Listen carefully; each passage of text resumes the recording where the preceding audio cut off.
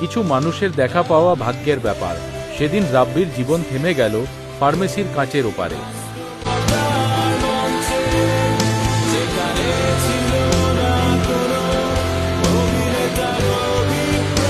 অজস্র দ্বিধা আর বুক ধড়ফড়ানি নিয়ে রাব্বি তার ভালোবাসার কথা জানিয়েছিল নাইমাকে।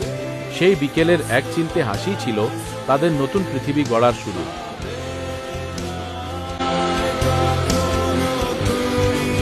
শুরু হলো এক সুন্দর সম্পর্ক। প্রতিদিনের ছোট মেসেজ আর একসাথে কাটানো সময়গুলো যেন কোনো রূপকথার চেয়ে কম ছিল না।